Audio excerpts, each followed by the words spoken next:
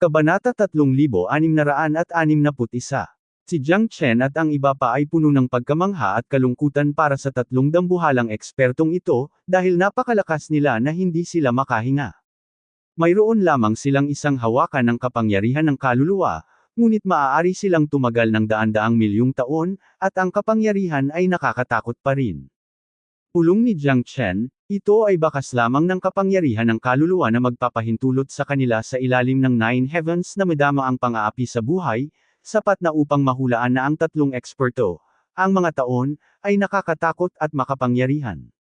Sino sila? Little Chen, hindi tayo dapat pumunta, hindi tayo lalamunan ng kapangyarihan ng tatlong taong ito. Tumingin si Long Shisan kay Jiang Chen at sinabi, ngunit nang tingnan niya ang tatlong nangungunang eksperto, tila puno ito ng masalimuot na tingin. Mahirap sabihin, we stay here, it is likely to die, pero ayokong umalis ng ganito, what do you think? Ganito ang sinaunang lihim, ang tatlong nakakapangilabot na lakas ng kagalang-galang, sapat na upang sirain ang lahat ng langit, bagamat may nalalabi lamang sa kaluluwa, ngunit hindi pa rin ito maaaring maliitin. Nag-aalab ang titig ni Jiang Chen, ayaw niyang umalis, kahit na ang tatlong laban ng ekspertong pag-atake, maaaring may malaking inspirasyon sila para sa kanila, ayaw palampasin ni Jiang Chen ang ganoong pagkakataon, at ang hanyan ay isang hakbang na ngayon sa langit, imposibleng sabihing walang inggit. Si Jiang Chen ay hindi kailanman manlilibak, at hindi siya handang maging mas masahol pa sa sinuman. Hindi niya dapat kaladkarin ang hulihang binti ni Ayan. Ang panloob na pagnanais ni Jiang Chen, gusto niyang maging mas malakas, kung hindi, sa Divine World na ito, na isa ng eksperto sa Emperor Realm, naramdaman niya ang labis na hirap, kahit na mahirap. Ang ganitong pagkakataon ay isang pambihirang kaganapan. Siyam na liblib, hindi mabilang na mga taon na ang lumipas, ayaw mo pa ring aminin ang pagkatalo, sa ilalim ng langit at lupa, mayroon ng isang napakawalang kapantay na lugar, sa palagay mo ba ay maaari ka pa ring umakyat, laban sa lahat ng langit? Ang matanda na may kulay abong tela sa katawan, balingkinitan ang balbas. Mahinang sabi niya, walang pakialam sa lalaking nakahawak sa multo ni Langya. Ang lalaki ay nagalit at sumugod sa korona, ang kanyang mga mata ay malamig at nagyelo, ang katawan ng libu-libong talampakan, ang prestihiyo, ang nangingibabaw na pagtagas sa gilid. Suiren, sa tingin mo matatakot ako sayo? Hahaha, lupain ang mundo, ang taong makakapagpayuko sa akin, hindi pa. Sa tabi mo lang. Nako, hindi ko talaga tinitingnan, ikaw ang ninuno ng tao ng tao. Napakalaking kabalintunaan na kailangan mong personal na sirain ang sinaunang sibilisasyon na iyong nilikha. Hawak ng Nine Netherworld God ang martilyo ng Langya, na may suot na purple na gintong korona, siyam na liblib na hangin, na umiihip sa buong sinaunang relic ng lungsod, alikabok, at ang hangin ay sasalubong. Bakit ko ginagawa ito, hindi mo ba naiintindihan? Ang langit at lupa ay hindi mabait, lahat ay naging aso. Ang araw na ito, hindi na ang araw bago. Ang lugar na ito ay hindi na ang lugar minsan, ang hari ng katapatan. It has long been a thing of past, gusto mo pa bang mamatay? Sabi ng malamig na boses ni Suiren, diretsyong nakatingin sa siyam na Diyos ng Netherworld. Si Jiang Chen at ang iba pa ay nagpapahayag bigla, ang puso ay huminga ng malamig na hininga, at ang matandang nakasuot ng kulay abong tela ay talagang isa sa mga ninuno ng tao ng sibilisasyon ng tao, si Suiren. Hindi dapat maliitin ang immemorial ancestor god, na naaayon din sa Foxy ancestor god, Shenlong ancestor god, at iba pa. Ang matandang ito pala ang ninuno ni Suiren, na hindi ka panipaniwala. Si Jiang Chen ay nagkasala, ang ninunong Yu Chao na ito, ay isang natitirang kaluluwa, at ang siyam na mga Diyos ng Netherworld laban sa korte, hanggang sa kamatayan, ngunit isa ring dakilang tao na patay na.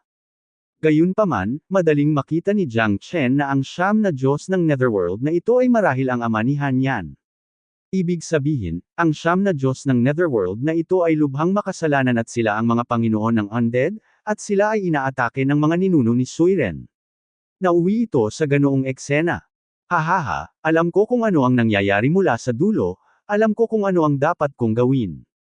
Sa ilalim ng langit, sino ang tutulong sa akin? Ang gusto kong gawin, walang makakapigil, kahit alam kong kailangan kong mamatay, Kahit patay na ako at pinagsisisihan ko pa rin. Heaven and earth great thou, ibig sabihin, Orthodox, ilang taon ka na?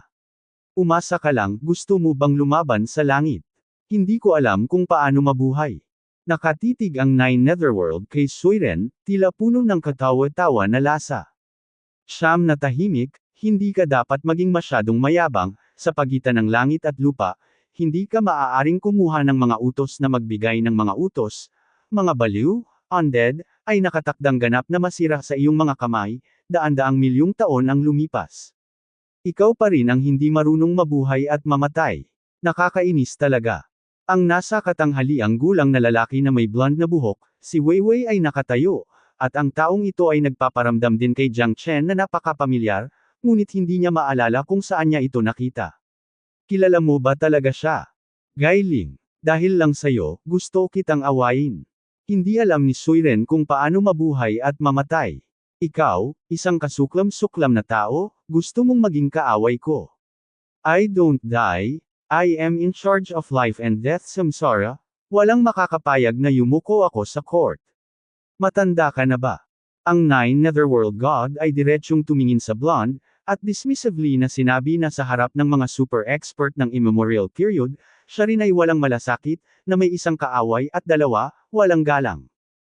Hindi ko kilala ang mga patay at ang mga patay, ang mga undead, lahat sila ay patay, at ikaw lamang ang nag-iisa. Ang iyong kaluluwa ay hindi gagamitin sa mahabang panahon. Ito ay ganap na masisira.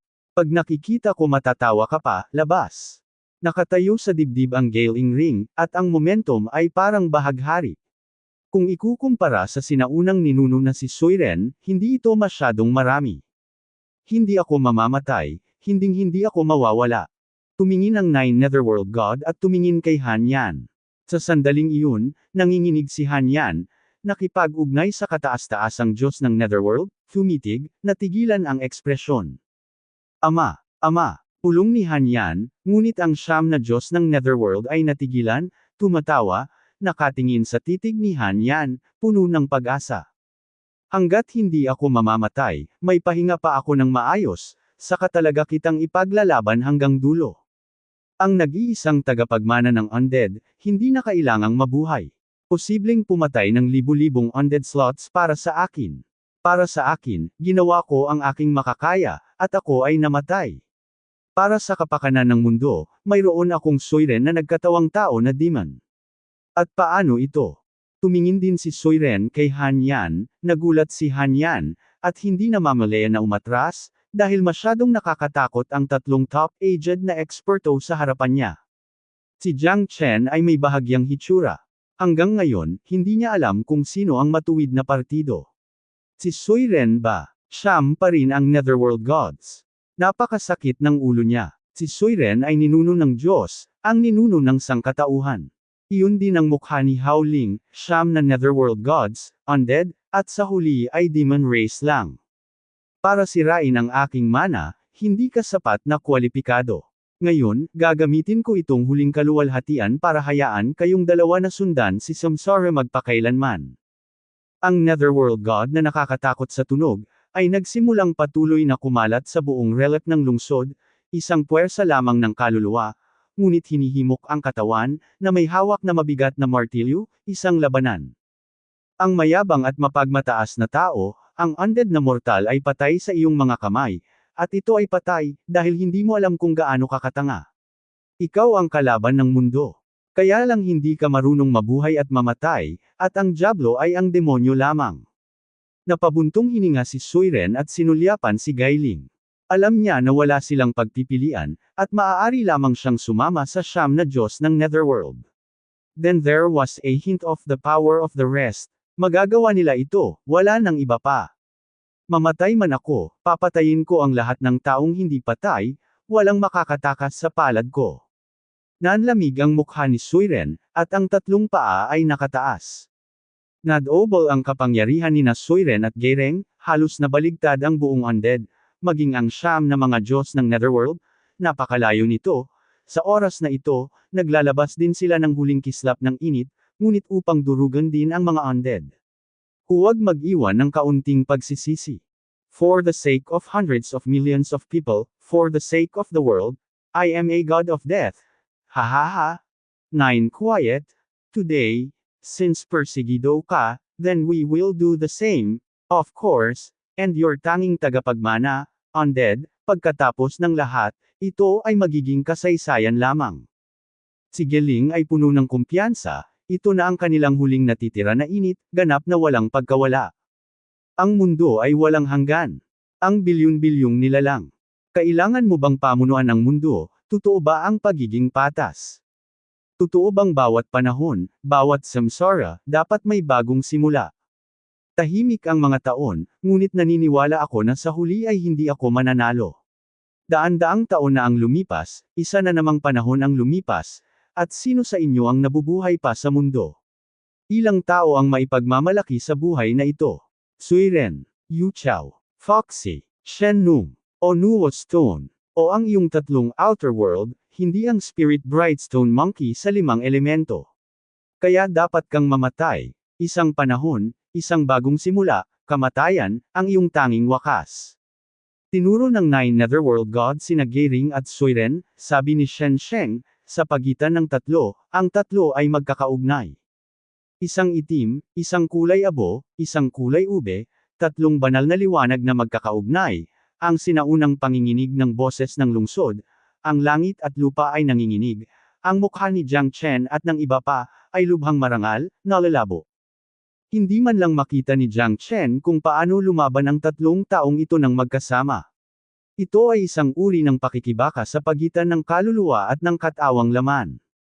Ito rin ay isang uri ng pakikibaka sa pagitan ng langit at lupa sa eksperto.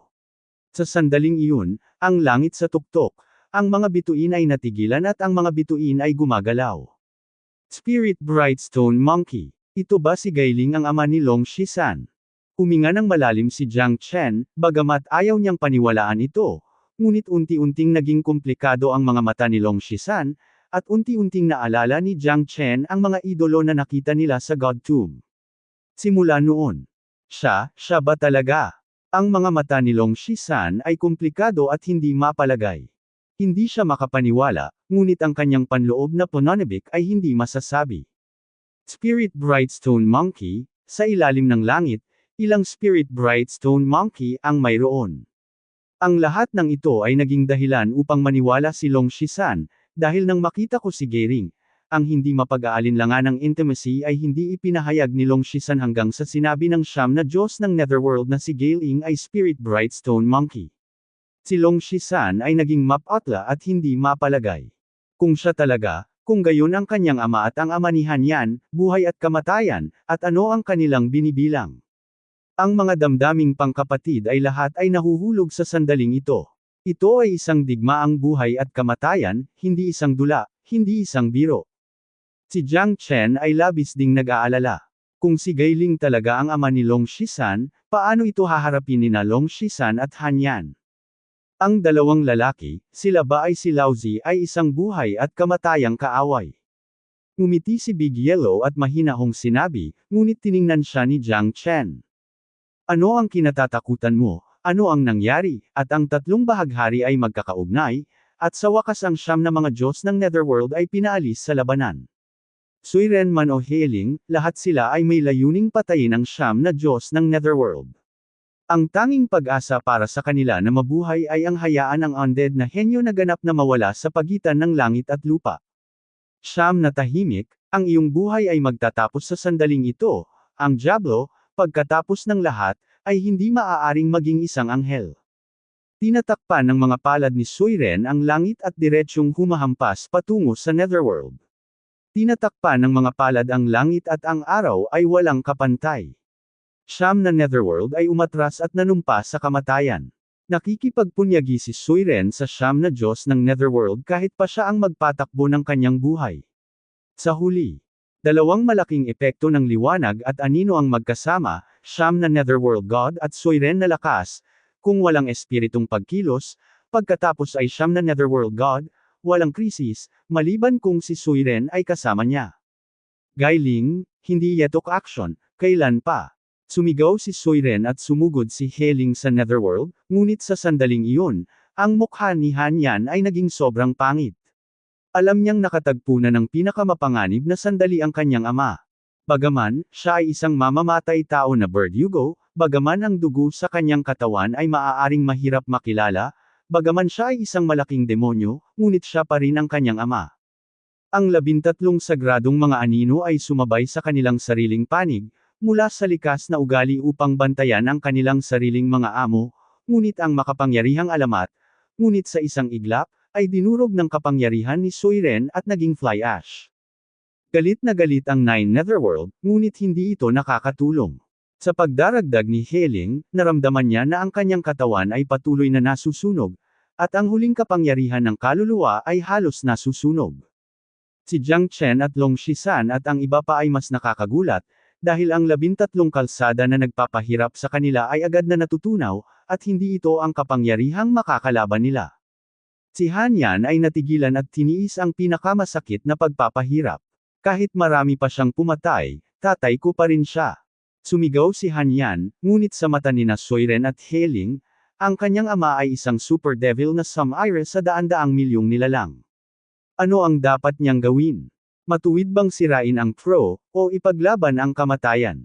Sa huli, napili si Han Yan na lumaban, upang iligtas ang kanyang ama, kasama ang Ghost Domain na may 13 mahiwagang mana, ang dugo ng undead, si Han Yan ay kasama pa rin ni Suiren at Geling, buhay at kamatayan.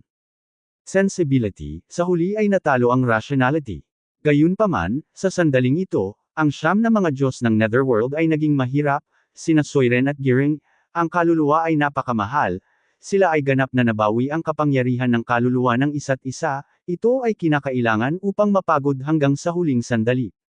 Netherworld Diyos expression kawalang interes, condescending, nanunood Han Yan lumilipad sa langit, nais na sumali sa pangkat ng labanan, ngunit ay natalo ng siyam na Netherworld Diyos, squatting palayo. Bahagyang ngumiti ang Nine Netherworld God, iyon ang pinakamainit niyang ngiti sa mundong ito, sa sandaling iyon ay hindi na siya siyam na Diyos ng Netherworld, kundi isang mabait na ama. Mga anak, hindi ako nagkakamali. Ang buhay na ito, walang mali sa ama. Bilang Undead Lord, pinapatay ko ang hindi mabilang na tao, ngunit Nagel iligtas din ng hindi mabilang na tao, inusente ako ay langit at lupa, inusente ang buhay. 9 Netherworld God's face of indignation, impassioned, fighting intent unparalleled, bagamat alam na dapat siyang mamatay, hindi siya atras sa half-step, ito ay isang paniniwala, ngunit isa ring kinahuhumalingan, isang uri ng pagmamataas na nakapasok sa mga buto. Seryoso si Han Yan, ngunit hindi niya matulungan ang upper half, dahil hindi sapat ang kanyang lakas para baguhin ang sitwasyon at ibalik ang mga bagay-bagay. Ama, si Han Yan ay mukhang malungkot, umungal at sinabing, desperadong tumakbo pasulong, ngunit sa sandaling iyon, sa ilalim ng tanikala ng Netherworld, hindi niya magawang sumugod pasulong, hinahayaan ang kanyang puso na magtagal, ang kanyang mga mata ay banal na pula ng dugo, ang nagliliyab na sinag ng liwanag, nadamapo sa 3 malalaking bundok, naroon ang mga bundok na hindi makatawid ng sinuman sa kanila ngayon. Go to hell, ito lang ang katapusan mo, sasama sayo ang anak mo. Walang pakialam na sinabi ni Suiren na walang makakaalis sa lugar na ito. Ginugugol nila ang lahat ng kanilang lakas, oras, taon, at buhay, upang ganap na mapuksa ang mga undead, upang hindi sila mabuhay magpakailanman, ganap na nakulong sa kawalan ng pag-asa, kung hindi, kung ang undead, sa sandaling muli, ay magiging kanilang pinakamalaking karibal. Mga anak, tandaan ninyo, hindi ako nagkakamali. Upang may pagtanggol ang kaluwalhatian ng mga undead, hindi magsisisi ang ama kahit na siya ay namatay. Mula ngayon, ang mana ng undead ay papalitan mo na. Sinabi ni Nine Netherworld Shen, sa pagitan ng kanyang mga kamay, isang itim na buto, siya ay binaril ng isang palad. Sa katawan ni Han Yan, nagulat si Han Yan, ang kanyang katawan, tulad ng 1,000 demonyong si Chi ay natakton sa pangkalahatan, ganap na hindi sinasadyang lumulutang, ang buong tao ay parang naliligo sa karagatan ng isang demonyong Chi. Pare, huwag. Sinabi ni Han Yan, ang kanyang mukha ay puno ng pakikibaka, ang ekspresyon ay madilim at malamig, ayaw tanggapin ang demonyong Chi na ito, dahil alam niyang ito na ang huling bakas ng kaluluwa ng ama. Malalim ang magic root, mukhang balak mong iwanan ang pag-asa mo sa anak mo. Sa kasamaang palad, lahat kayo ay kailangang mamatay, hindi patay, oras na upang tapusin. Ang mga salita ni Suiren ay nagpagalit sa Diyos ng Netherworld, ngunit wala siyang ibang paraan, at ang huling bakas ng kaluluwa ay maaari lamang magtanim ng kanyang mahiwagang species sa katawan ni Hanyan, sa pag-asang maaari siyang maging mas makapangyarihan at kayang palitan ang kumpletuhin ang misyon ng pagbabantay sa undead, at pagbabantay sa kinahuhumalingan ng iyong puso.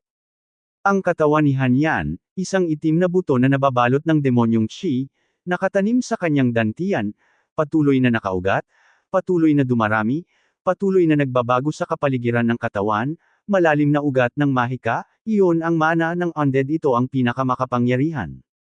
Heavenly Demon Way of Between Heaven and Earth. Kahit na gusto mo akong mamatay, huwag kang masyadong mag-isip.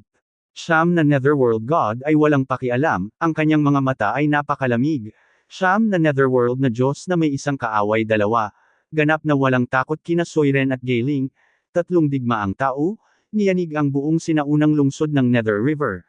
Ang langit na ito ay nagiging mas nakakahiya, liwanag, at anino make-up, ang momentum ay kahanga-hanga. Ngunit ang lakas ng siyam na Diyos ng Netherworld, kumpara kina Soiren at Heling, ito ay isang maliit na agwat, at ang huling bakas ng kanyang sariling katawan, sa kaibuturan ng katawan ni Hanyan, ang lakas ng dalawa, ay malayo na, umiiyak, kahit na ang siyam na Diyos ng Netherworld ay gusto kong kaladkarin sila hanggang sa kamatayan, ngunit hindi ko pa rin makumplito ang aking misyon. Sa pagtingin sa Netherworld, ang multo ng Diyos ay humihina, at ang hininga ay lumalala. Parang kuryente ang magkabilang mata ni Hanyan. Hindi man sila makagalaw, nai-imagine ang galit at init ng ulo sa mga mata. Para kay Jiang Chen, nakita niya ang pagtatapos ng isang henerasyon ng Nether River, ang katapusan ng Nine Heavens Demon God, at nasaksihan ang pagbangon ng bagong henerasyon ng eksperto, si Hanyan, na lumakas, at lumalakas ang kapaligiran. Malalim ang ugat ng magic, at isang araw, maaabot niya ang tunay na eksperto at magiging master ng bagong henerasyon ng Nether River, na nagpapahintulot sa undead na magpatuloy. Nine Netherworld Gods Phantom, unti-unting naiugnay sa kawalan, ang kamao ni Hanyan, din sa sandaling iyon, maluwag, maputlang mukha, isang salita, hindi nakatitig kay Suiren at Giring. Si Jiang Chen ay nalulungkot din kay Hanyan. Ito ay hindi katanggap-tanggap sa sinuman. Ang mga mata ay tumitingin sa kanyang ama, naging isang walang laman, na wala sa pagitan ng langit at lupa, ang uri ng kalungkutan, ay maaaring isipin. Si Hanyan ay palaging walang kasama, kaya siya ay walang takot at walang pag-aalala, ngunit kilala lamang ang kanyang ama, nagmamana ng mana ng undead. Ang ama ay naglaho, at ang buong undead, dinandyan lamang ang kanyang sarili, ang pagpapahirap, ang pagkawala, ng dalamhati, at halos ganoon din ang nararamdaman ni Jiang Chen. Kasabay nito, damapo pa ang tingin ni Soiren at Heling kay Hanyan, dahil patay na ang siyam na Netherworld God, kung gayon ang kanyang mga anak ay hinding-hindi makakaligtas, kahit na mayroong undead. Ang mga tao ay buhay, para sa kanila, sila ay isang malaking banta, pinapatay ang panganib sa duyan. Ginawa na ni Soiren at Heling ang lahat sila ay seryosong namamatay, lumulutang ang kapaligiran, at nahaharap din sila sa bumagsak na krisis. Pinayaran din nila ang kanilang buhay para sa kanilang sariling negosyo. Upang ituloy ang balanse at hustisya, wala rin silang pinagsisisihan. Undead, isa, hindi maaaring manatili. Ang titig ni Suiren, nakatitig kay Hanyan, nakapatay ng layunin. Kulay din ng mukha si Geling, natigilan ng ekspresyon, nakatingin ng diretso kay Hanyan, gumagalaw ang palad, at napilitang pumunta kay Hanyan, isang palad na tumama, ang kulog at kulog. Pumunta ka sa impyerno, hindi patay, hindi ka dapat mabuhay sa mundong ito. Sumirit si Geling at dumiretso sa Hanyan. Sa sandaling ito, si Hanyan ay nagdurusa mula sa malalim na ugat ng magic root at hindi makalaban. Ngunit sa sandaling ito, lumabas si Long Shisan at huminto mismo sa harap ni Hanyan, hindi maihahambing na komplikado sa apat na mata, ekspresyon ng mata ni Geiger. Para patayin siya, papatayin mo muna ako. Nakipag-intertwine si Long Shisan sa mga mata ni Heling, at nabigla si Giring at napatitig kay Long Shisan. Noon pa man ay nakikipag-away siya sa siyam na Diyos ng Netherworld. Hindi niya napansin ang pag-iral ni Long Shisan, ngunit sa sandaling ito, Long Shisan ang hitsura nito, ngunit hinayaan siyang muling magpasabog ng alon. Ikaw. Unti-unting sumeryoso ang mukha ni Girang at huminga siya ng malalim. Ako rin ay Spirit Brightstone Monkey. Ang pangalan ko ay Long Shisan. Tumingin si Long Shisan kay Gary, kumplikado ang kanyang mga mata. Hindi niya alam kung paano haharapin ang ama, dahil naramdaman din niya ang mga psikolohikal na pagbabago ni Heling, mula sa paunang komplikado hanggang sa matinding sakit at pagpapahirap. Anak, ikaw ba talaga? Unti-unting nanlambot ang tingin ni Girang. Dito sa pagitan ng langit at lupa, Spirit Brightstone Monkey, isa lamang, ibig sabihin, kung mayroon man, ito ay ang bata na natalo sa labanan ng mga immemorial gods. 4 na Primal World Monkeys, hindi ito dapat sa parehong panahon, lalo na ang parehong uri ng Ancient Divine Beast. Medyo komplikado ang mga mata ni Long Shisan at Heling, nagkita ang mag-ama, mas makapal ang dugo kaysa tubig, Spirit Brightstone Monkey, langit at lupa lang. Ako ito. Ang hinahanap ko ay ikaw din. Tahimik na tumanggaw si Long Shisan, bagamat ang kanyang puso ay parang bakal, bagaman ang kanyang puso ay parang bato, ngunit hindi niya napigilan ang lungkot at damdamin ng dugo. Ang anak ko. Ungol ni Gailing, unti-unting lumawak ang ngiti, unti-unting lumawak ang kurbada ng gilid ng bibig, at higit pa sa salita ang kabaitan sa mga mata. Hahaha anak, buhay pa ang anak ko sa mundong ito, hahaha. Nakangiting sabi ni Girang, na ang bawat kilos ay talagang kapareho ni Long Shisan. Tumingin si Jiang Chen kina Hanyan at Long Shisan. Ang kapalaran ng dalawang tao ay magkatulad, ngunit sila ay magkaiba. Ang init ng kanilang mag-ama, ang kanilang mga hinaing at puot ay napakasakit din ng puso. Ama. Si Long Shisan ay bumagsak at naglupusay sa lupa. Sa sandaling iyon, sa mga mata ni Gailing, isa rin itong maningning, mahigpit na nakahawak sa sariling anak. Lahat ng sama ng loob at puot ay nasa kanyang mga mata, at hindi nila kayang pantayan ang tunog ng ama. Halika upang maging mas totoo at mas totoo. Sa hindi kalayuan, masaya rin sina Lan Lingji at Bai Yun para kay Long Shisan. Kung tutuusin, kinikilala ng mag-ama ang isa't isa at muling nagsama, na isang larawan kung gaano pangungulila. Na-inspire din si Soiren ng inspirasyon na pasayahin at kagalakan, tinapak ang balikat ni Guling at tahimik na tumanggo. Gayunpaman, ang mga labi ng mga undead ay hindi dapat mamatay. Kung gayon, pagkatapos ay ang Bird Yugo ay kukunin niya. Mula sa sandaling ito, ang undead ay nawawala sa pagitan ng langit at lupa. Ang mga palad ni Soiren ay namumuo, at isang liwanag at anino ang bumagsak sa kalangitan, na bumagsak ng diretso sa Vault of Heaven at durog sa mundo. Ang pupil ni Jiang Chen ay humigpit, ang kanyang mukha ay marangal, at hindi siya nag-atubiling tumakbo palabas. Hindi niya kayang panuurin ang tanawin na pinatay ni Soiren si Hanyan, dahil kapatid niya yun, kahit na mas maraming nagawang mali ang undead, ngunit inosente si Hanyan. Divine Bell Golden Cover. God Seal ang tabu. Hawak ni Jiang Chen ang Eastern Emperor Bell, at ang kapangyarihan ng milenyo. Ang palad ni Soiren ay bumagsak sa Divine Bell Golden Cover ng Eastern Emperor Bell, at agad itong nawasak. Napailing din si Jiang Chen at namumutla ang mukha. Pagkatapos ng lahat, ito ay ang sinaunang ninuno ng mga sinaunang tao, isa sa 5 dakilang ancestral gods. Ang patay na kamelyo ay mas malaki kaysa sa kabayo, kahit na mayroon lamang isang bakas ng labi, hindi ito ang kakayahan ni Jiang Chen na makipagkumpetensya. Eastern Emperor Bell. Sino ka? Maglakas loob na ihinto ang upuan na ito. Hindi ka ba natatakot sa kamatayan? Itong undead na tao, damn it, ang mga bagay dito, walang kinalaman sa iyo.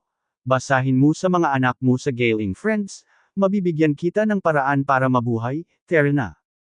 Sumimangot si Soiren, at tumingin si Cody kay Jiang Chen. Umiling si Jiang Chen. Kapatid ko siya, gusto kong mamatay ng magkasama, gusto kong ipanganak ng magkasama.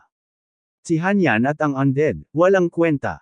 Naglakad kami mula sa Saint Origin Continent at suportado ang isa't isa, kahit na siya ay isang hindi patay na tao, muli siyang ano ang ginawa mo para sa undead.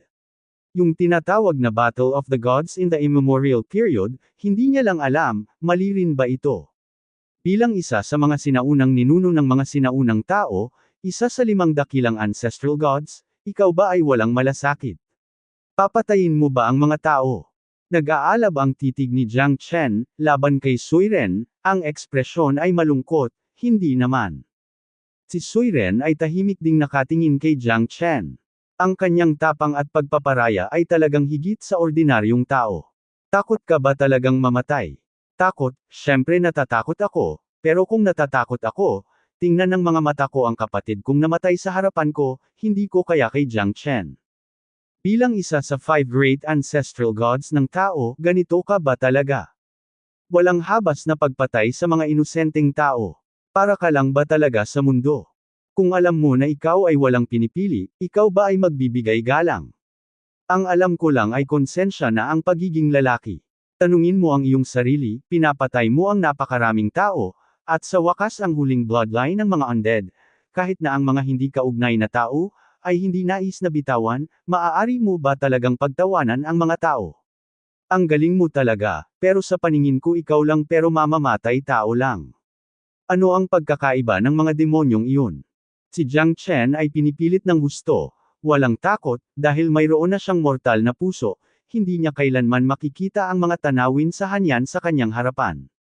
Ang salitang bidang ni Jiang Chen ay puno ng galit para kay Suiren, ngunit hindi si Suiren ang uri ng marahas at marahas. Ang mga salita ni Jiang Chen, bagamat tila mayabang, ay walang bakas. Kung ikaw mismo ang pumatay ng napakaraming tao, inosente ba talaga? Alam ni Suiren na hindi siya maaaring maging karapat-dapat sa lahat. Bilang isa sa human 5 great ancestral gods, ang kailangan niyang gawin ay tulungan ang hustisya at iligtas ang mga tao.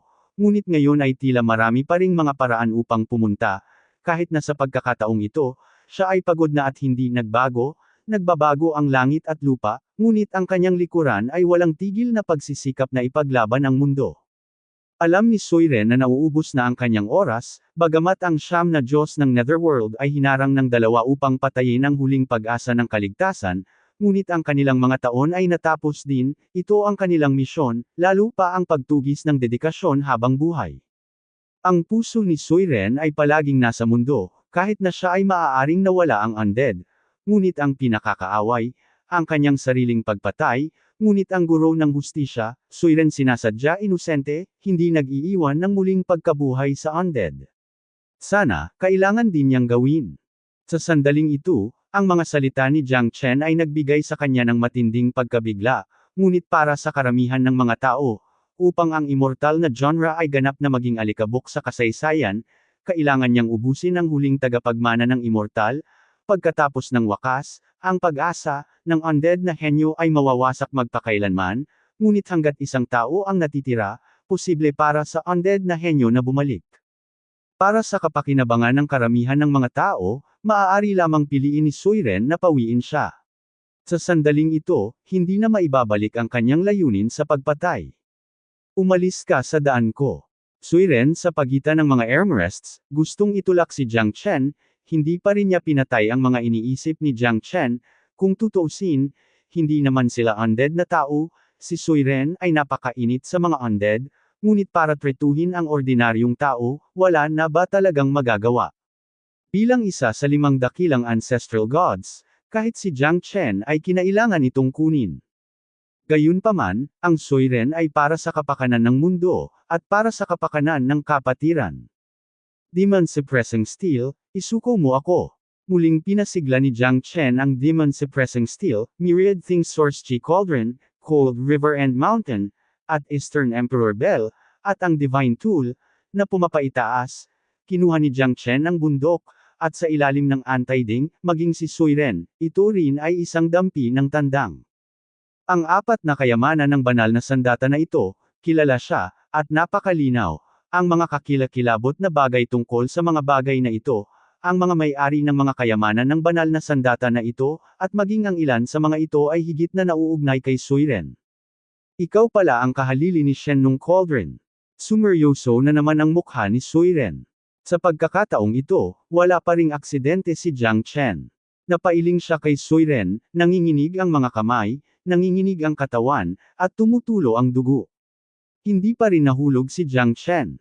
Jiang Chen. Siling yun at ang iba ay may mapait na mukha, Ngunit para kay Han Yan, hindi nila alam kung paano hikayatin si Jiang Chen. Naluluha pa nga si Han Yan. Siya ngayon ay sumasanib sa mahiwagang ugat na ito, kahit na nagbiti ng isang linya, ngunit si Jiang Chen, para sa kanyang sariling kapakanan, ay napakalimot na ang puso ni Han Yan ay puno ng damdamin at pagmamahal. Mga kapatid, ang isang tao ay may anumang bagay na hihilingin. Ang tanga mo. Ang Big Yellow ay isang palaso na sa dulo ng paglipad nito. Hindi na siya makakalaban ulit. Kung hindi, hindi siya actress. Mga kapatid, dapat ganito, suporta sa isa't isa, pagtitiwala sa isa't isa, buhay at kamatayan ay nakikita ang katotohanan. Nasa kamay mo si Shenlong Cauldron. Alam mo ba kung nasaan si Shenlong? Kumunot ang noo ni Suiren at tahimik na sinabi. Umiling si Jiang Chen. Hindi niya talaga alam ang balita ni Shenlong. Nalaman din niya mula sa bibig ni Foxy na ang kanyang Myriad Things source na Chi Cauldron ay isa sa maalamat na top 10 divine tools, Shenlong Cauldron, kumpara sa Eastern Emperor Bell, sobra-sobra na. Sa kasong ito, binigyan kita ng dalawang pagkakataon. Sana hindi ka na magkamali ulit. Sa pagkakataong ito, hinding-hindi ko hahayaang pigilan mo ako sa pagpatay sa mga susunod na henerasyon ng undead. Ang makahulugang tingin ni Suiren kay Jiang Chen, tapos na ang oras niya. Ang unang ninuno ni Suiren ay nakipaglaban para sa mundo, ang aking Jiang Chen, na lumalaban para sa aking kapatid, kahit na walang pinagsisisihan. Hawak ni Jiang Chen ang Heavenly Dragon Sword, at siya ay prangka. Okay, pagkatapos ay pumunta sa impyerno. Ginagawa na ni Suiren ang lahat. Dahil wala siyang kinalaman kay Shenlong, wala na siyang pakialam sa mga dati niyang kasama. Nagpa-picture si Suiren gamit ang kanyang palad, at gumalaw si Tian Chen. Si Jiang Chen ay nasa bingit ng mga kaaway. Sa sandaling ito, siya ay namamatay na, sa sandali ng buhay at kamatayan. Kuya Suiren, ingatan mo ang mga tauhan mo. Isang pagsabog ng tunog, umaalingaw-ngaw sa kawalan, Vault of Heaven Dragon Shadow, ang walang laman na katawan. Ang katawan ng Ancestral Dragon Emperor, direktang nagbabantay kay Jiang Chen sa likuran. Sa sandaling iyon, ang Ancestral Dragon Emperor sa likod, namutla ang mukha, naging anyo ng tao, itinayo sa itaas ng walang laman, sa harap ni Jiang Chen. Pare Kuya Long, lumiwanag ang mga mata ni Suiren, hindi niya akalain na sa sandaling ito, makikilala niya ang Dragon Race Patriarch, ang Ancestral Dragon Emperor. Paano ka pupunta dito? Nagtatakang tanong ni Suiren. Noon pa, ang pagkamatay ng mga Diyos, ang mga Diyos ay namamatay, ang mga Diyos ay nalulungkot, ang mga Diyos ay nagdadalamati sa lahat ng dako, maaaring makatakas sa mga taong ipinanganak sa langit, hindi kailanman magligtas ng isa, maaari akong mabuhay, maaari itong ituring bilang isang himala, isang kapalaran, kung hindi si Jiang Chen, ako ay naging kaluluwa ng kanluran. Si Suiren brother, Han Yan at Jiang Chen habang nasa daan, ay talagang hindi kilala ang undead, at hilingin sa magkapatid na Suiren na magpakita ng kanilang awa. Ang boses ng Ancestral Dragon Emperor ay lubhang marangal. Hindi rin naisip ni Jiang Chen ang Ancestral Dragon Emperor at Suiren. Luma na pala, parang ganito, at may liko. Ang mga uod ng daang talampakan ay namamatay ng hindi naninigas. Ang katotohanan ito, dapat mong maunawaan na ako at ang magkapatid na Gailing ay hindi magdadalawang isip na isakripisyo ang batas upang tuluyang mahulog ang mga undead gentes, alang-alang sa katarungan ng mundo, ang labanan ng immemorial, dahil bakit ka sumibak, gawin alam mo. Ang ating kamatayan ay ipinanganak dahil dito, kailangan mo pa bang maunawaan kung paano malito? Hindi ko pinapatay si Born, ngunit namatay si Born dahil sa akin. Kung hahayaan ko ito ngayon, hindi ako mamamatay. Ang mga huling labi ng Naig, sa tingin mo ba ay kakayanin ko ang mga ito para sa mundo? Puno rin ng emosyon si Suiren, nakatingin sa Ancestral Dragon Emperor, gusto niyang pumatay, hindi sa gusto niyang pumatay, ngunit kusang loob niya, hindi niya ipinaglalaban ang kanyang sarili, kundi para mas maraming tao ang mamuhay ng maayos. Ang undead genius ay ganap na namamatay. Siya ay isang bata lamang, at wala siyang kinalaman sa undead na henyo. Kailangan mo bang patayin? Ang Ancestral Dragon Emperor ay bumantong hininga at napuno ng emosyon, ngunit ang hangarin ng pagpatay ni Suiren ay hindi nahuhulog. Hindi ko gustong pumatay, Ngunit bilang ninuno ng sangkatauhan, kailangan kong ipaglaban ang mundo, maging responsable para sa mga tao ng limin, at ipaglaban ang ating buhay na walang hanggan. Ubus na ang oras ko. Kapatid ko, Kuya Long, huwag mo akong pigilan. Panipi-panipi. Parang ayaw ni Suiren na pabayaan ng tuluyan si Hanyan. Siya ang huling malignant tumor ng undead. Sa mata ni Suiren, sa pamamagitan lamang ng ganap na pagpuksa sa cancer, na ito ay magagawa ito ng isang beses at para sa lahat. Paanong hindi ko maintindihan? Namatay ako dahil kung bakit ako natalo, hinding-hindi ko ito makakalimutan sa buhay ko. Ito ang aking walang hanggang sakit. Ang labanan na iyon ay isang labanan para sa mundo, ngunit sa huli ang pagkatalo ay mabigat, at walang maraming tao ang naninirahan sa mundo. Pero si Hanyan, inosente talaga. Suiren kuya, hindi ka naman ganito, importanteng pumatay, pero hindi lang ito ang pagpipilian. Walang kapaguran na sinabi ng Ancestral Dragon Emperor na kung gusto niyang hikayatin ng Ancestral Dragon Emperor na ilagay si Hanyan ng isang kabayo, ito ay parang palayain si Jiang Chen. Kung hindi, tiyak na tatayo si Jiang Chen sa nagkakaisang prente kasama si Hanyan, walang katapusan. Imposible, dahil sa kanyang mga buto, siya ay isang patay na tao pa rin. Pulong ni Suiren. Huwag mong kakalimutan ang labanang iyon, grabe. Kung hindi dahil sumumpo ang 4 na demon races na magtanggol, baka nanalo kami. Nakakatakot sa undead, alam mo, kung hindi noon, hindi ito mamamatay. Ang Netherworld God ay tinamaan din ng husto, sa lakas ng aking mga kapatid na may gailing, kahit na walang takot sa immortalidad, ngunit imposibleng ganap na maalis ang mga ito. Umiling si Suiren. Ayaw niyang maulit ang trahedya, at ayaw niyang maulit ng maraming tao ang parehong pagkakamali. Hayaan na natin, ang taong iyon, na nasa tabi pa rin ni Jiang Chen, ngunit ngayon, hindi ko alam kung nasaan ako. Inihayag ng Ancestral Dragon Emperor ang isang walang katulad na marangal na kulay at mga bulong. Ano? Nanginginig si Suiren at marangal ang mukha. Hindi niya inaasahan na si Jiang Chen ay may ganoong kalalim na relasyon sa taong iyon. Ang taong iyon ay dating isang mahalagang tao sa labanan ng Immemorial. Akala niya ay patay na siya, ngunit sa mga salita ng Ancestral Dragon Emperor, alam ni Suiren na siya ay buhay pa. At ang taong iyon, napansin na ni Jiang Chen na ang taong nasa bibig ng Ancestral Dragon Emperor ay dapat na Ice-Armored man. Sa sandaling tumingin muli si Suiren kay Jiang Chen, ang kanyang mga mata ay napuno ng pagkabigla at paggalaw. May intersection pa siya sa taong iyon. Mukhang wala talaga sa pool, Demon Suppressing Steel, Shenung Cauldron, Cold River at Mountain. Ang Eastern Emperor Bell, anumang piraso ng banal na sandata, ay isang dalubhasa sa dalubhasang banal na sandata ng sinaunang panahon, ang kakilakilabot nito ay maliwanag. Nakalista si Dong Huang Taiyi bilang pinakamatandang inapo ng langit at lupa.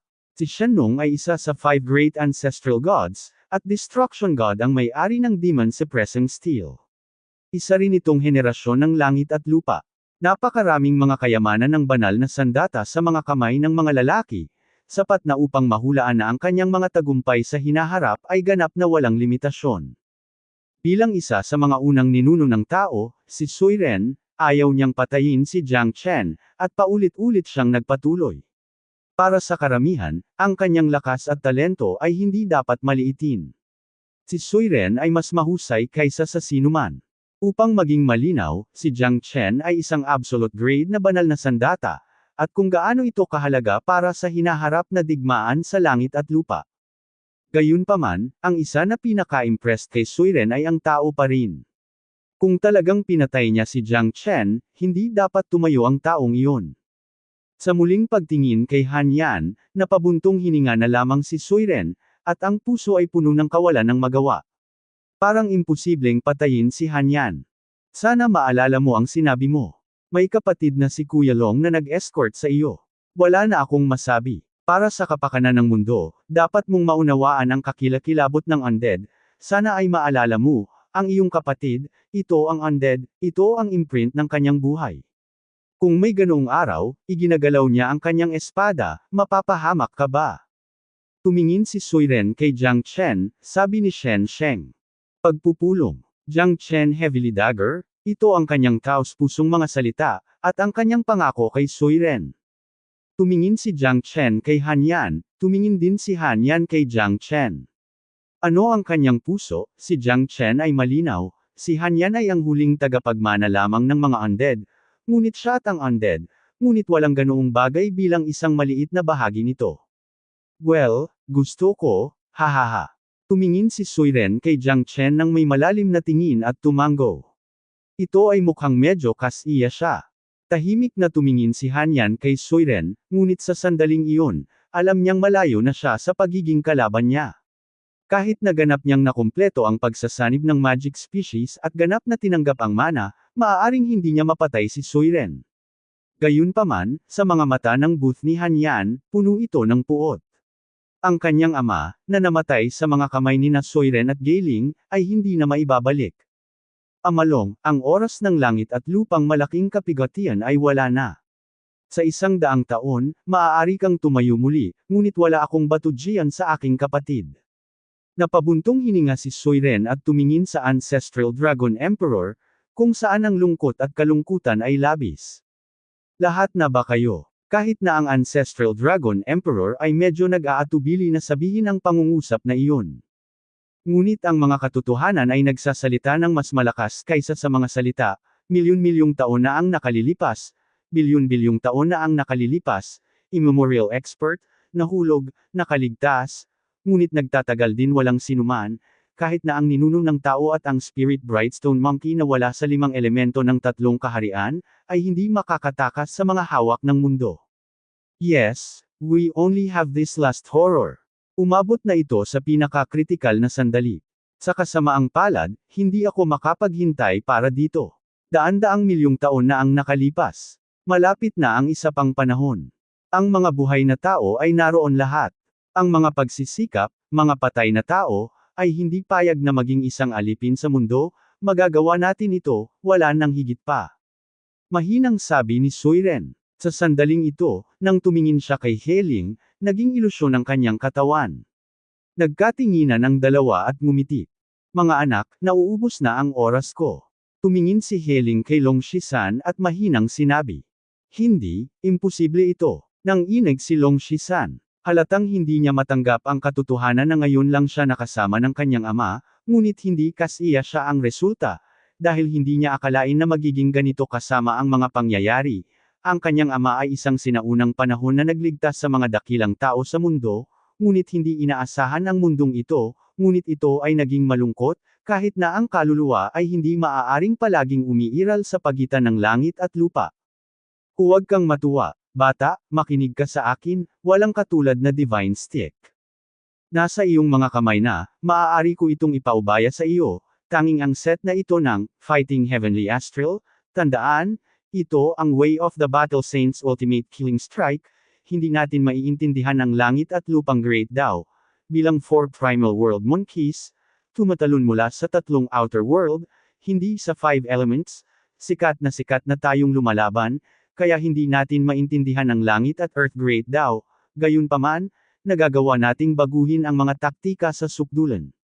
Kapag nilabanan mo ang pinaka-nakakatakot sa Heavenly Astral, ang langit at lupang Great Dao ay maaari mo ring talunin, hindi mo maintindihan ang langit at lupang Great Dao, hindi ito isang magandang bagay, dahil maaari mong ilagay ang lahat ng iyong mga iniisip sa daan ng labanan santo at hayaan ang iyong mga taktika na umabot sa isang walang kapantay na kaharian. Malungkot ang ekspresyon ni Gireng, isang kamay at putok, at ito ay binaril sa espiritu ng Long Shisan. Sa sandaling iyon, ang kutis ni Long Shisan ay labis na masakit at puno ng kawalan ng pag-asa, ngunit hindi siya makapagsalita. Tandaan mo, ipinaglalaban mo ang mundo. Ipinaglalaban mo ang sarili mong kalayaan. Ang mga anak ng aking espiritu ay talagang isang tao na kayang suportahan ang langit at lupa. Sabi ni Giling na may seryosong mukha. Sa sandaling iyon, ang mga mata ni Long Shisan ay puno ng kalungkutan at dalamhati. Hinabol niya ang hindi mabilang na taon ng kanyang ama, ngunit sa sandaling nakilala niya, siya ay Palom. Para sa sinuman, ito ay hindi masabi na kalungkutan at kawalan ng pag-asa. Ganito si Han Yan, si Long Shisan. Fighting Heavenly Astral, baliw na digmaan, walang hanggan, langit at lupa lamang. Ang Heavenly Astral na ito ay isa ring 3-out cultivation method na wala sa 5 elements. Maaari nitong sirain ang lahat. Oras na para damaloy ang liwanag. Ang labanan ay nasa, ang aking puso ay, ako. Ang mga salita ni Geling ay nanginginig, at sa sandaling iyon, si Long Shisan, na hindi umiiyak, ay hindi mapigil ang umiyak. Ang paghahangad ng kanyang buhay ay naging isang bagay ng nakaraan, fighting Heavenly Astral ito lamang ang natitira sa kanyang ama. Sa kabila ng pag-aatubili, wala nang kawalan, at hindi ko mapigilan ang aking ama na iwan siya. Si Long Shisan ay parang kutsilyo, si Jiang Chen ay nasa kanyang puso, ngunit higit sa sinuman ang makakaintindi kay Long Shisan, silang dalawa ang lahat ay masisipag na tao, sina Han Yan at Long Shisan, na lahat sila ay nawalan ng kanilang mga ama sa sandaling ito, at ang kanilang mga ama, maging ang kaaway ng buhay at kamatayan, ay magkapantay, at ang mga puso nilang dalawa ay mahirap iwasan, at sila ay tiyak na magkasala. Ama, si Long Shisan ay napasigaw ng pagod, ngunit si Geling, isang ngiti pa rin, kaluluwa hanggang langit at lupa, puno ng galit at marahas na galit, hinawakan ni Kim ang kanyang kamao. Sa sandaling iyon, naghiganti pa siya, hindi alam kung sino ang hinahanap mo, hahanapin ba nito si Han Yan? Namatay na si Heling, bumabalik na ang kaluluwa sa lupa, at walang pakialam ang ekspresyon ng Suiren dahil wala na siyang masyadong oras. Zhu Brother Long, nasa iyo ang lahat. Sa loob ng milyon-milyong taon, sobrang pagod na ako. Sa wakas, makakapagpahinga na rin ako.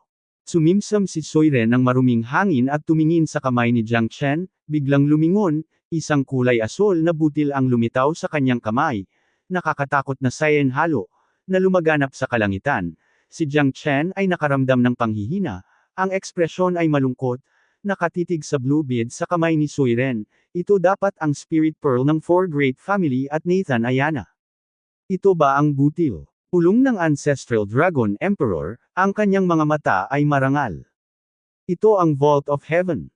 Sinabi ni Suiren na walang kapantay na marangal, ang mukha ng mabangis na kulay, ang Ancestral Dragon Emperor ay humigop ng malamig na hangin, hindi ka panipaniwalang mga tingin kay Suiren, ngunit mula sa bibig ni Suiren, hindi ito magiging butas. Ang Vault of Heaven ay ang Vault of Heaven.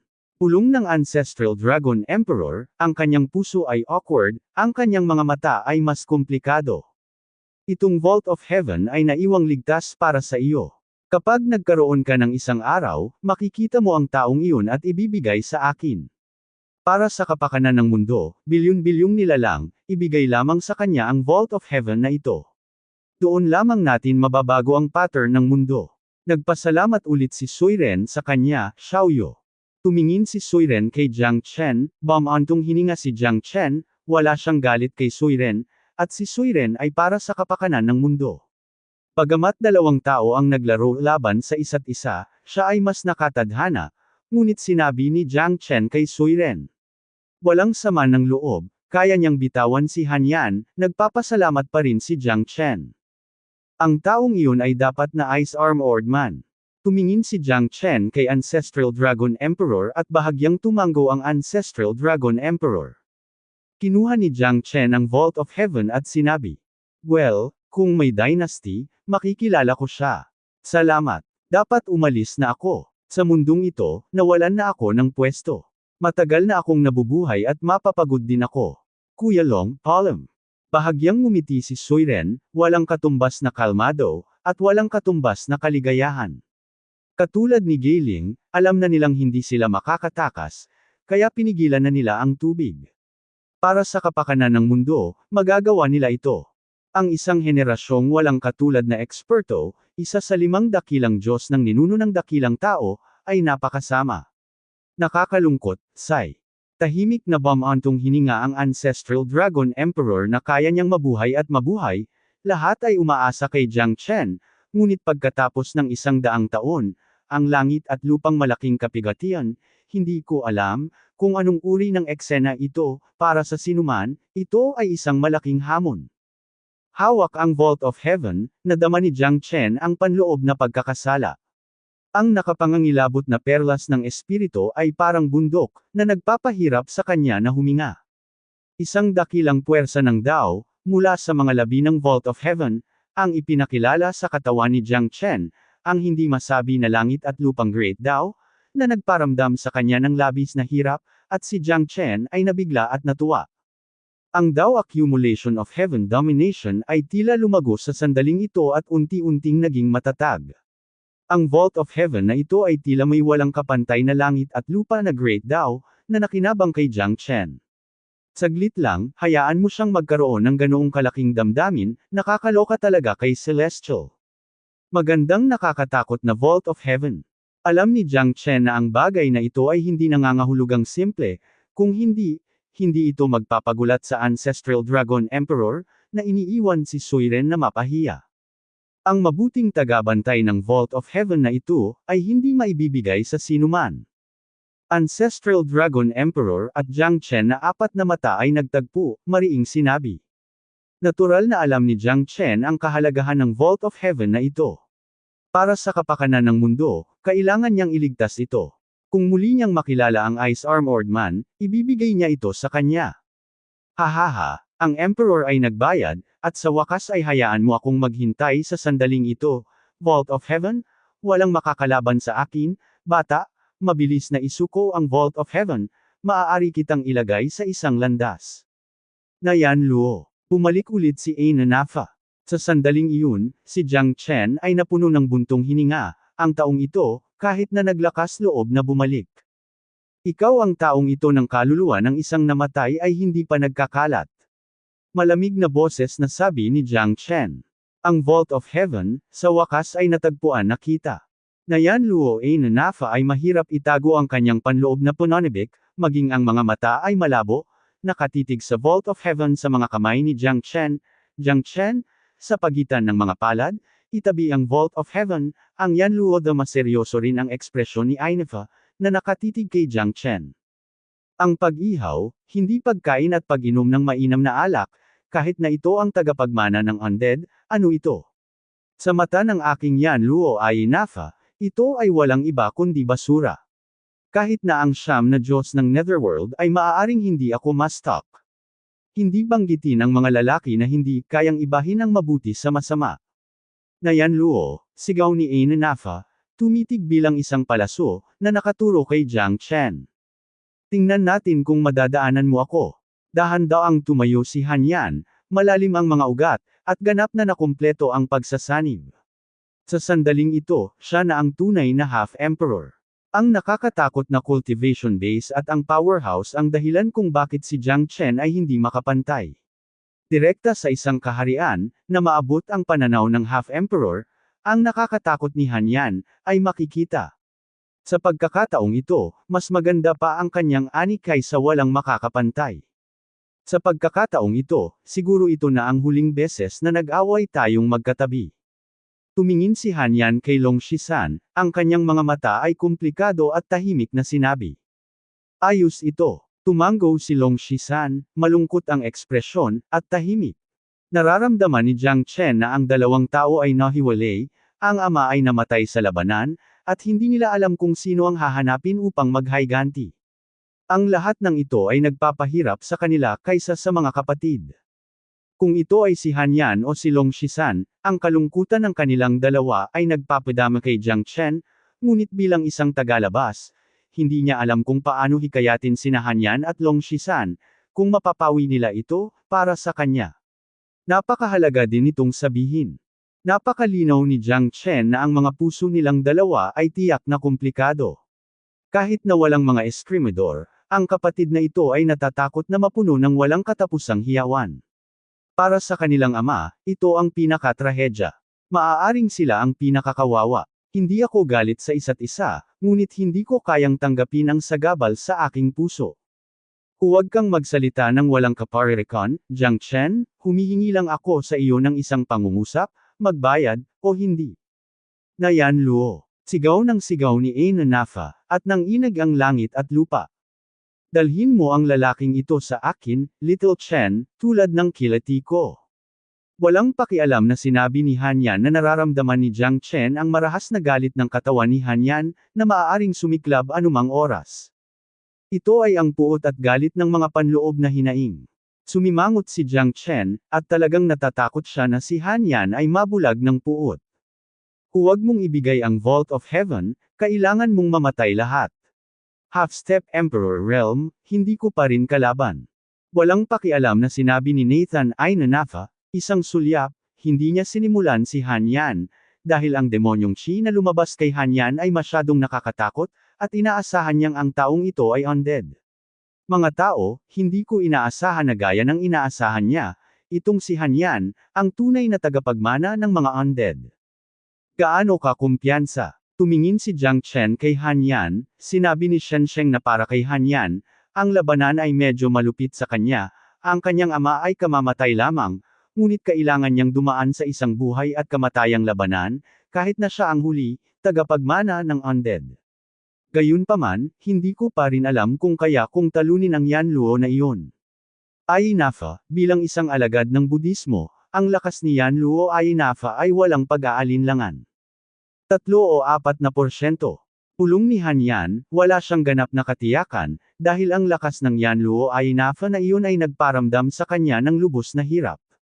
Sa sandaling ito, gusto niyang patayin si Nero. Aina, ang hirap umakyat, araw. Susubukan ko, pwede ka bang magpakita kay Heavenly Astral? Kung maipapakita mo, kung gayon ang lakas ko ang magpapasakit sa kanya ng ulo.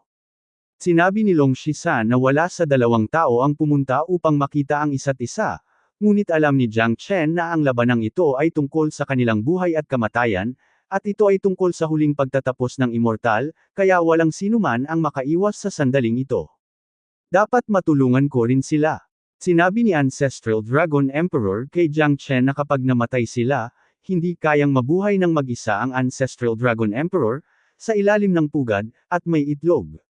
Naiintindihan niya pa rin ang katotohanan ito. Ang mga mata ni Jiang Chen ay malamig, at maaari lamang siyang lumaban para sa labanan ng Nayano. Ayana, kahit ano pa ang resulta, pinaghirapan nila, kaya inosente. Ang braso ay isang kotse lamang. Yanluo. Ang mukha ni Aina Nafa ay walang pakialam, at sinabi niya sa mahinahong boses na si Jiang Chen at ang iba pa, ang kanyang lakas, kahit na hindi umabot sa totoong Emperor Realm, ay nalampasan ang half-step Emperor Realm. Naabot ang kaharian ng Emperador.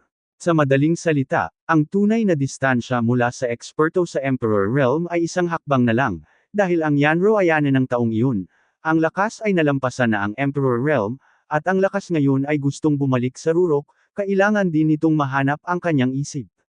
Baby sa gitna, kung hindi, kung gusto mong ibalik sa tuktok, ito ay madaling pag-usapan. Ang Vault of Heaven na ito ang pinakamagandang kayamanan sa kanyang puso. Hanggat maaari niyang makuha ang Vault of Heaven, maaari niyang maabot ang tunay na Rurok kahit na pagkatapos ng mahabang panahon, mas nakakatakot kaysa doon. Gaano kakilabot ang Vault of Heaven, at kakaunti lang ang nakakaalam nito, ngunit isa ito sa kanila. Bilang isang malaking disipulo ng Buddha Ancestor, si Nero Ayana ay nasa Buddha. Sa ilalim ng Ancestor, siya ay tinuruan ng 100,000 taon, nakikinig sa mga turo ng Buddha Ancestor, hindi mabilang na mga taon, siya rin ay Buddhist art, halos alam ang karamihan sa mga bagay na hatiin at mga Diyos sa pagitan ng langit at lupa. Ang Vault of Heaven na ito ang pinakamahalagang bagay. Magic Height. Umindayog si Han Yan at nabasag ang asul na kalangitan. Sa sandaling iyon, siya ay naging 1,000 anino at muling bumagsak. Half-step Emperor Realm, malakas na parang dragon, naganap na hindi naisip ni Jiang Chen, Han ang half-step Emperor Realm yan, kahit na napakalakas, kung gayon ang Yanluo Ayinafa ay dapat na mas kakilakilabot. Hindi matukoy ang pagkakaiba ng mabuti sa masama. Yanluo. Umisi si Aina Nafa, hawak ang 100 na pulgadang machete, ang liwanag ng kutsilyo, ang langit at lupa ay kupas, ang anino ay nasa ilalim ng kutsilyo, nais na masira ang nakakasakit na batas ng Yan na Aina, ngunit ito ay lubhang mahirap. Namo Amitabha. Sa bibig ni Yanluo Ayinafa, ang tinig ng Buddha ay sumisigaw.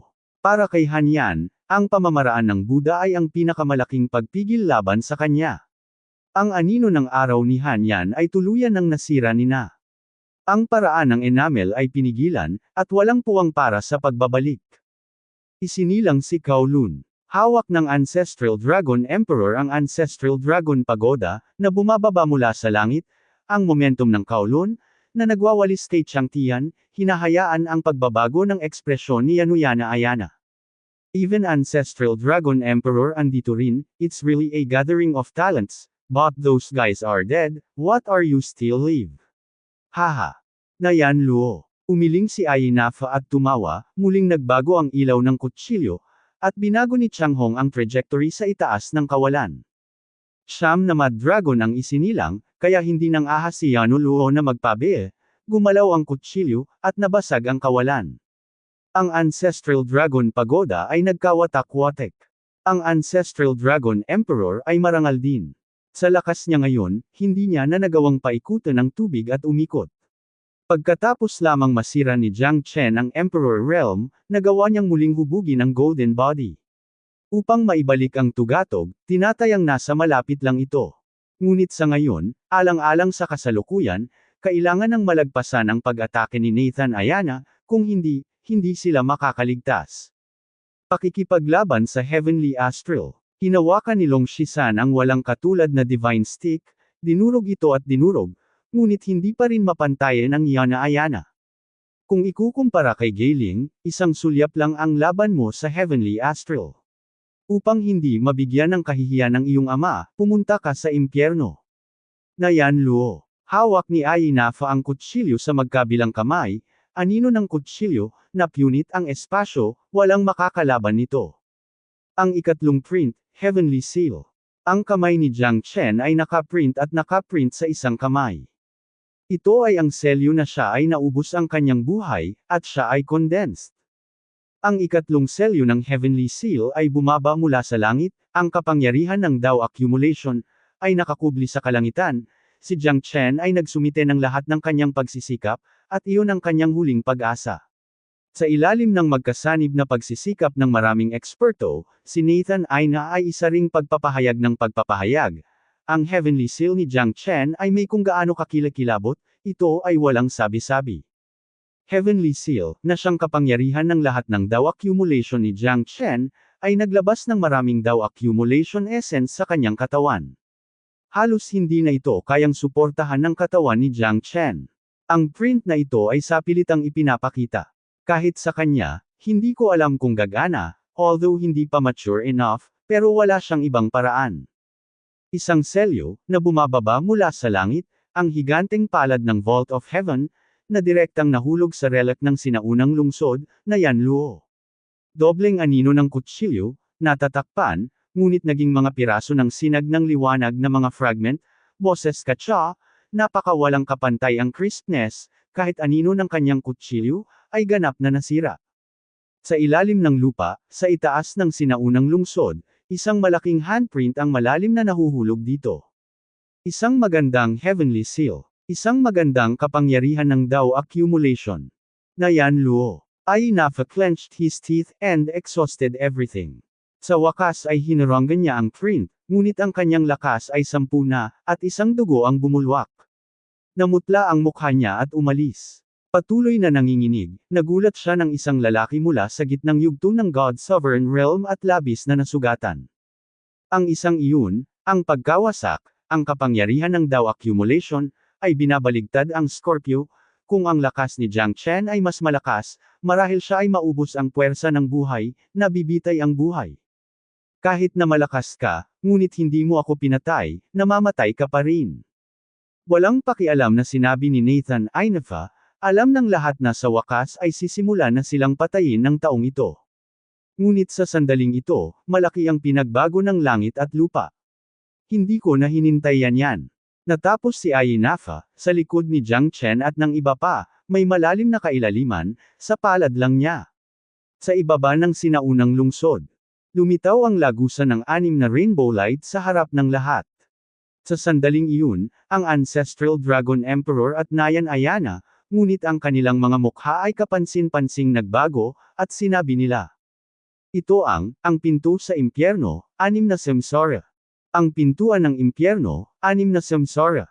Si Jiang Chen at ang iba pa ay tahimik na tumitingin sa 6 na kalsada ng samsara, tulad ng hexagonal na mga hangganan, bawat puyo ng tubig, nahahati sa pula, orange, dilaw, berde, asul, mga kulay ng bahaghari, tulad ng isang nebula na lumiligid, umiikot mula sa malalim na lilang puyo ng tubig center. Ito ay higit na parang pintuan sa impyerno, dahil walang nakakaalam kung ano ang nasa kaibuturan.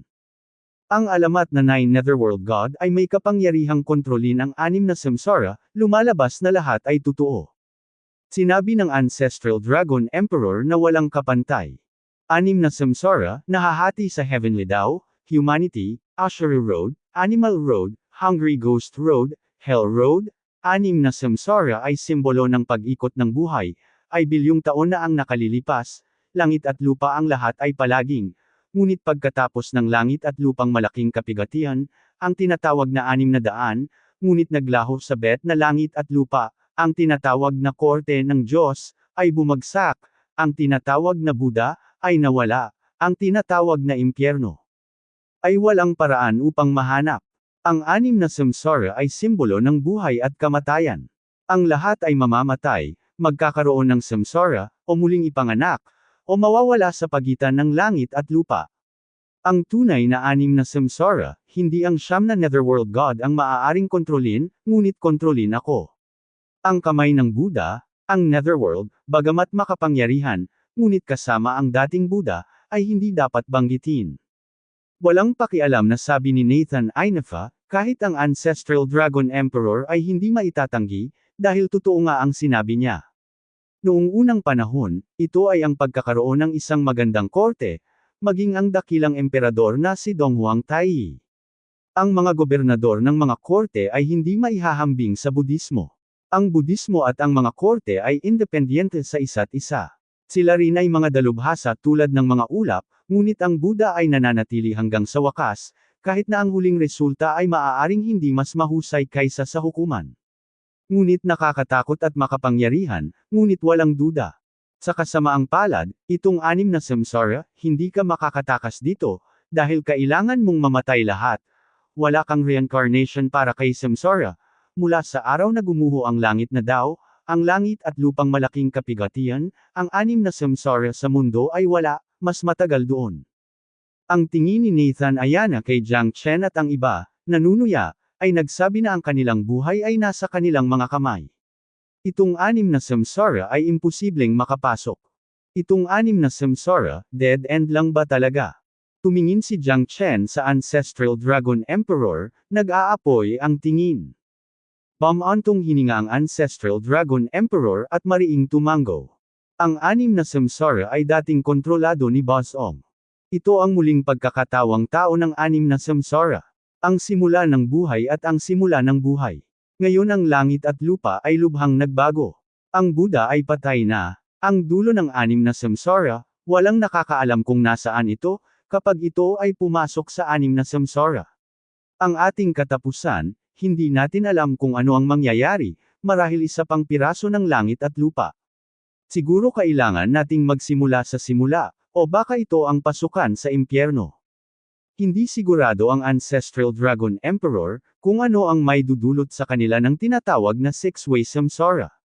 Sa ngayon, wala silang paraan para umatras, at sinasaktan nila si Yanro Ayarn, ngunit lahat sila ay nawala ng lakas sa pakikipaglaban, at patuloy silang susuko dito. Gusto mong pumunta, imposible. Ang katapusan ng 6 na samsara ay ang simula ng buhay. Ito ang dulo ng Earth Domain. Hahaha. Kung may kakayahan ka, tatalon ka at tingnan kung buhay ba o kamatayan. Nakangiting sabi ni Nayan Luo Ayinafa, si Jiang Chen at ang iba pa ay nasa dilema ngayon, hindi alam kung paano maging mabuti. Mukhang wala na tayong choice. Napabuntong hininga si Jiang Chen, ang Ancestral Dragon Emperor ay wala ring magawa, at ngayon ay pinilit sila ni Nadiro Ayana sa desperado na sitwasyon, imposibleng makatakas mula sa kapanganakan, buhay at kamatayan sa harap lamang nila, ang kanilang pag-urong, lahat ay wala na. Bumang. Isang tunog ng paghihiwalay ng tainga, sa gitna ng 6 na samsara, isang estatwa ng gininto ang katawan ang lumitaw sa langit at lupa, na may dobleng palad, nakapikit ang mga mata, nakaupo na naka-cross-leg, mahinahon at ayos, treasure face, Megatron. Ito, imposible. Nayan Luo. Namumutlang sabi ni Aina Nafa, habang nakatingin sa estatwa ng Golden Body, ang gintong anino, mga 1,000 talampakan ang taas, ang pumuno sa kawalan, at winalis ang buong sinaunang lungsod. Nilanghap din ng Ancestral Dragon Emperor ang malamig na hangin, nakadikit ang mga mata, puno ng hindi kapani-paniwalang mga kulay. Amataba, walang katapusan ang dagat ng Cap-Eton, at ito ay ang baybayin, at hindi ito dapat mahuhumaling dito. Ang estatwa ng Golden Body ay walang pakialam na sinabi. Ito ay 1,000 milya ang layo. Ito ay napaka-refresh, napakapayapa, kalmado at payapa. Ito ay puno ng pagitan ng langit at lupa. Si Jiang Chen at ang iba ay nakakagulat din. Nakakalat ang Santo Light na ito. Ang estatwa ba ng Golden Body ang una sa Buddha, ang ninuno ng Buddha? Hindi ka pa ba patay? Hindi ka pa. Aba, pupunta ka dito. Imposible ito. Napakamot ng ulo si Nathan Ayanafa, at hindi makapaniwalang sinabi, kahit na ang mga mata ay puno ng takot, dahil ang kanyang hitsura, ay imposible. Si Buddha Ancestor ay matagal nang nabigo, at ang pagkabigo ng Buddha Ancestor, imposibleng iwanan ang pag-asa ng muling pagkakatawang tao ni Samsara. Ang iba ay maaaring mayroon pa ring pahiwatig ng pag-asa, ngunit ang ninuno ng Buddha ay dissolution. Ito ay dissolution, ito Golden Body Statue, Santo Light Multu, hayaan na di raw ayan feeling suffocated, ang mapang-api na puwersa ay masyadong malakas, masyadong nakakatakot. Amataba, nayanoo, walang kasamaan sa iyong puso, ngunit ito ay nilamon ng mga anino, at ikaw ay nagbago ng iyong mukha. Ikaw ang pinaka-composed na alagad na aking naupo, ngunit ako ay naging isang Buddha. It really makes this sit heart beater, I am already disillusionment, also born again, I am me, not me, Buddha, free heart. Walang pakialam na sinabi ng Budismo na si Nyan Luo Ayanafa ay desperado pa ring umiiling, matigas ang ulo, at ang madugong liwanag sa kanyang mga mata ay marahas, at siya ay ganap na walang takot sa Buddha Ancestor.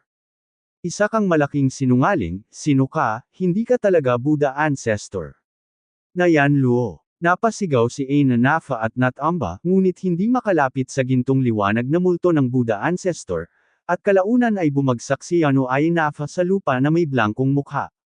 Ang Buddha ay ang tao, heavenly astral, samsara, ngayon, magpapadala ako sa iyo ng isang kapalaran, 6 na samsara, iyon ay walang hanggan. Kung maaari mong masira ang samsara, tingnan mo ang iyong sariling nilikha. Buddha Ancestor, sa pagitan ng mga kamay, si Jiang Chen at ang iba ay nahulog sa 6 na samsara. Damn! Ang aking vault of heaven ay nananatili. Hindi. Si Nathan Ayanafa ay lumipad pasulong at nais na pigilan si Buddha Ancestor, ngunit ang paraan ng Buddha Ancestor ay nanginginig sa langit, kahit na ito ay ganap na hindi mahuhulaan, siya ay naisip ko na si Buddha Ancestor ay peke, ngunit nagawa nitong takpan ang lahat ng kanyang mga opens iba. Mukhang mali talaga siya. Ang Santo Light Phantom ay talagang Buddha Ancestor. Bumagsak ang tingin ni Jiang Chen sa ninuno ng Buddha. Naramdaman niya na ang gintong liwanag na estatwa ay parang isang bundok na hindi masusumpungan. Ang ningning ng isang gintong Buddha ay nagpadala sa kanila sa 6 na samsara. Munting Chen. Frances. Jiang Chen. Kuya Shisan. Sa sandaling iyon, si Jiang Chen at ang iba pa, lahat sila ay kinuha sa isang malambot, ang ningning ni Buddha ay napuno ng tunog ng Great Tao, na ipinadala sa 6 na samsara, ngunit hindi ito naisip ni Jin Chen at ng iba pa. Oo, lahat sila ay ipinadala sa iba't ibang mga kalsada ng samsara.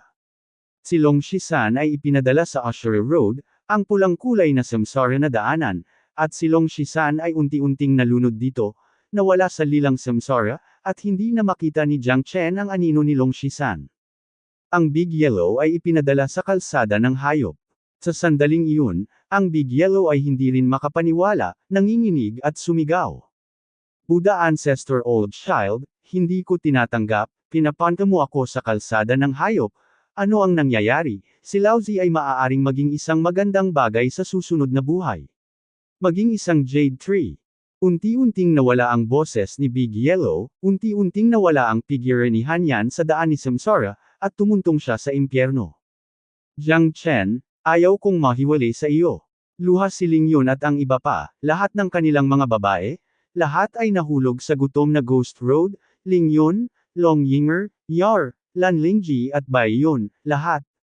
Naikuyom ni Jiang Chen ang kanyang mga kamao, bagamat ang kanyang mga mata ay puno ng pagkabigo at pag-aalala, ngunit siya ay ganap na hindi nananatili at walang kapangyarihan. Sa sandaling ito, ang mukha ni Jiang Chen ay madilim, at sa sandaling ito, siya ay naipit sa pagitan ng Heavenly Dao at ng sangkatauhan. Ang kalahati ng kanyang katawan ay makatao. Siya ay karaniwang nasa Heavenly Dao. Maging siya ay isang sampal sa mukha. Hindi niya alam ang gagawin, ayos ito. Kung hindi ka papasok sa Heavenly Dao, ito ay mas mabuti kaysa sa sangkatauhan.